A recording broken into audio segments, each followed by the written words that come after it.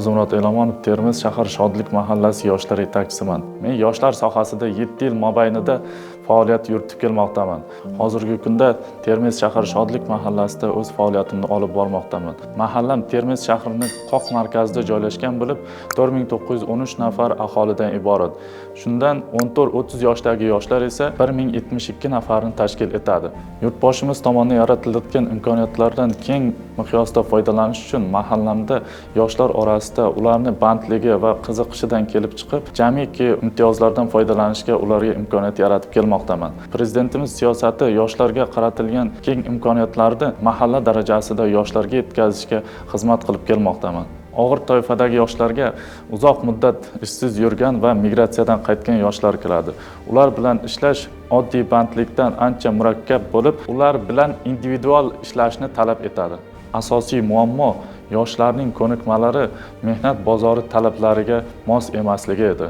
Ko'pchilik yoshlar o'ziga mos ish topishda qiynaladi. Biz esa ularning bandligini ta'minlashda qiziqishi doirasidan kelib chiqib, ularga yordam berdik. Xususan, joriy yilda mahallada xatlov jarayonida yoshlar bandligini ta'minlash uchun barcha uylarda xonadonma-xonadon xatlovlar tashkil etildi va buning natijasida 9 nafar ishsiz yoshimiz aniqlanib, ular tashkilot va muassasa rahbarlariga biriktirildi va ular uchun yo'l xaritalar tuzib olindi. Ushbu yoshlarning 3 nafari doimiy ish bilan band bo'ldi.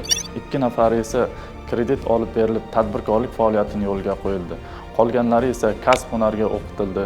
Shuningdek, xususiy sektorlarga rasmiy band qilindi. Ta'limning keyingi bosqichiga va muddatli harbiy xizmatga ham yuborildi. Ro'yxatdagi har bir yosh bilan alohida ishlar olib bordik. Eng muhimi, birorta yosh e'tibordan chetda qolmadi. Men Chorshanbeyev Haytali, Termiz shahar Shodlik mahallasida istiqomat qilaman. Vaqtinchalik ishsiz yurganim sababli mahallamiz yoshlar yetakchisiga kasb hunarga qiziqishim haqida aytgandim.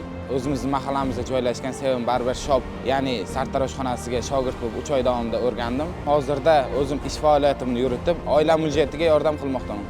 Men Jalolov Avaz, xorijda 2-3 yil ishlab keldim. Bu yerga kelganimda biroz ish topishga qiynalgandim. Mahalla yoshlar yetakchisiga murojaat qilgan edim. Ish topishga yordam berdilar. Hozirda ofitsiantni taksi faoliyati bilan shug'ullanyapman. Har bir yoshning kelajagi, uning jamiyatdagi o'rni va salohiyati e'tibordan chetda qolmaydi. Bu boradagi ishlar bundan buyon ham yurtimiz taraqqiyoti, yoshlar kamoloti va xalq farovonligi yo'lida izchil davom ettiriladi. Men uchun sharafli bo'lgan ushbu mas'uliyatli sohada ishlayotganimdan va bu orqali vatanim kelajagiga o'z hissamni qo'shayotganimdan faxrlanaman. Har bir yosh e'tiborda, har bir kelajak biz uchun muhim.